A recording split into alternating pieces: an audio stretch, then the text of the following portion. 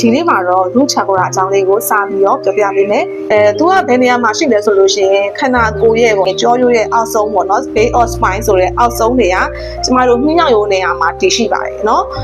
energy အနေနဲ့ဆိုလို့ရှိရင်သူက grounding energy ပေါ့နော်လုံခြုံမှုနဲ့တည်ငြိမ်မှုကိုပေးပါတယ်ဘဝအတွက်အခြေခံခြင်းလုံခြုံခြင်းတည်ငြိမ်ခြင်းဆိုတဲ့စွမ်းအင်ကိုပေးပါတယ်ဒီ root chakra ကကိုယ့်ရဲ့ခန္ဓာကိုယ်မှာအတိတ်ဖြစ်သွားရဲဆိုလို့ရှိရင်ကိုယ့်ရဲ့ဘဝမှာဒီငွေရေးကြေးရေးအိုးအိမ်ပိုင်ဆိုင်မှုနဲ့ဘဝလုံခြုံရေးတွေအလုပ်တွေအဆင်ပြေလာတယ်ဒီ root chakra ကဘာဝတွေကိုကိုစားပြုလဲဆိုလို့ရှိရင် root chakra ဒီမြေကိုကိုစားပြုရဲ့တည်ငြိမ်မှုခန္ဓာကိုယ်ရဲ့ခံစားချက်အပိုင်းအနေနဲ့ကတော့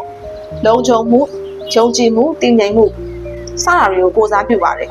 ဟိုကအစိတ်အပိုင်းတွေမှာဆိုလို့ရှိရင်ငွေကြေးတွေအိမ်ယာပိုင်ဆိုင်မှုတွေအလုံးအကိုင်းကျန်းမာရေးကိုကိုစားပြုပါတယ် root chakra စတင် develop ဖြစ်တာကတော့မိခင်ဝမ်းပိုင်းကနေပြီးတော့တက်9နှစ်အတွင်းမှာသူဒီစတင်ပြီးတော့မှ develop ဖွံ့ဖြိုးပါတယ်separate ကျူတဲ့အနေနဲ့ကတော့ဒီကမ္ဘာမြေပေါ်မှာငါနေထိုင်ရတာလုံခြုံမှုရှိတယ်ဆိုတော့ချိတ်ဆက်မှုကိုပေးပါတယ် root chakra မှာ over active ရဲ့ under active ရဲ့ balance နဲ့ဆိုပြီးတော့အခြေအနေ၃ခုရှိပါတယ်ဒီ root chakra ကဘာကြောင့်ကျမတို့ရဲ့ခန္ဓာကိုယ်မှာဖြစ်သွားလဲဆိုလို့ရှိရင်နံပါတ်1ကတော့ကျမတို့ရဲ့ငယ်ဘဝအတွေ့အကြုံတွေ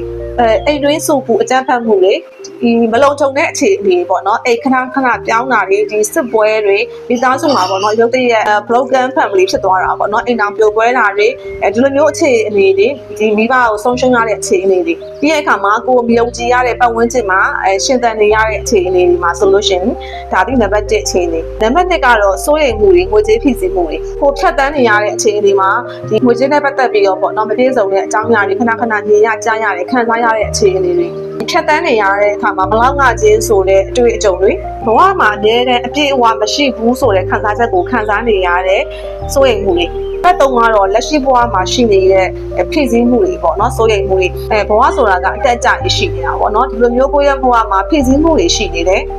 ငွေကြေးတွေပတ်ဝန်းကျင် situation အခြေအနေတွေတည်ငြိမ်မှုတွေကြားထဲမှာပေါ့နော်လုံးနေရတယ်ရှင်သန်နေရတဲ့အခြေအနေတွေမှာဒီဖြည့်ဆည်းမှုတွေစိုးရိမ်မှုတွေဒါတွေကြောင့် root chakra ဒီနော် imbalance ဖြစ်သွားတတ်ပါတယ်ကျမတို့တွေကဒီ root chakra ကိုပြန်ပြီးတော့ balance လုပ်မယ်ဆိုလို့ရှိရင် grounding လုပ်တာgrounding ဆိုတာဒီကိုကပေါ့နော်ဒီအသက်ရှူလေ့ကျင့်ခန်းတွေလုပ်တာကဘာမြေနဲ့ပြန်ပြီးတော့မှချိတ်ဆက်တဲ့ meditation တွေလုပ်တာပေါ့နော်ကိုယ့်ရဲ့စိတ်ကိုပြန်ပြီးတော့တည်ငြိမ်အောင်လို့ grounding ပြန်ချတာနံပါတ်2ချက်ကတော့တဘာဝနဲ့ချိတ်ဆက်တာပေါ့နော်ကိုကဒီလိုမျိုးစိတ်ဖြစ်စီမှုတွေ root chakra ပိတ်နေတဲ့အခါမှာကိုဒီပတ်ဝန်းကျင်မှာရှိနေတာမှာပတ်ဝန်းကျင်ရဲ့ energy ကိုခံစားလို့မရအောင်ကိုကဖျားပေါ်ရောက်နေရင်တော့ဒီပူလောင်မှုကို short ချလို့မရဘူးပေါ့နော်အဲ့လိုမျိုးကိုဒီအပင်အောက်မှာဆိုလို့ရှိရင်ဒီ energy ကိုခံစားလို့မရဘူးပေါ့နော်ဒါ root chakra ပိတ်နေတာပေါ့နော်အဲ့ဆိုကျမတို့တွေကတဘာဝနဲ့တွားပြီးတော့ချိတ်ဆက်ပေးရမယ်ကိုကခြေပလာနဲ့လမ်းလျှောက်တာတွေဒီတဘာဝပတ်ဝန်းကျင်ကိုကြည့်နေပြီးတော့မှခံစားမှုကိုပြန်ပြီးတော့ဖွင့်ချရမယ်ကိုကနော် supporting အပြေးအဝရနေပါလေဆိုရချိတ်ဆက်မှုခံစားချက်ကိုပြန်ပြီးတော့ထည့်ရတယ်နံပါတ်3ကတော့ကိုကပေါ့နော်လုံခြုံမှုကိုယုံကြည်မှုနဲ့ပြန်ပြီးတည်ဆောက်တာတယ်ကိုတသေးလေးအောင်မြင်မှုတွေကိုစပြီးတော့သတိထားမိရတယ်ကိုဟင်းချက်လိုက်တာဖြစ်ဖြစ်ကို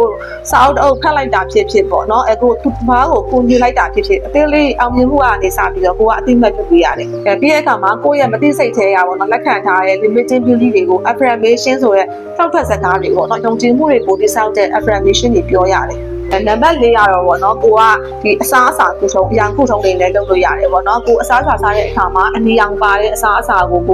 စားပေးတဲ့အခါမှာဆိုလို့ရှိရင်လည်းခံစားချက်နဲ့ပေါ့ root chakra နေရာကိုအာရုံစိုက်ပြီးတော့ငါဒီ root chakra ကို balance ဖြစ်အောင်လုပ်နေတယ်ပေါ့နော်ဒါကိုဒီ energy နေရာကိုအာရုံစိုက်ပြီးတော့ကိုယ့်ရဲ့ခံစားချက်ကိုဖွင့်ချရတယ်ဒီအခါမှာဒီအနီရောင်ကိုကြည့်ပေးတဲ့အခါမှာဆိုလို့ရှိရင်လည်းဒီလိုပဲခံစားချက်တွေပေါ့နော်ငါရဲ့ root chakra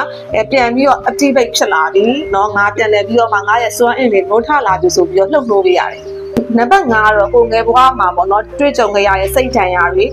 ဟီးမဖြစ်သေးတဲ့နော်မပြောက်သေးတဲ့ထင်ရာတွေကိုတွားပြီးတော့ပေါ့နော် healing လုပ်တာ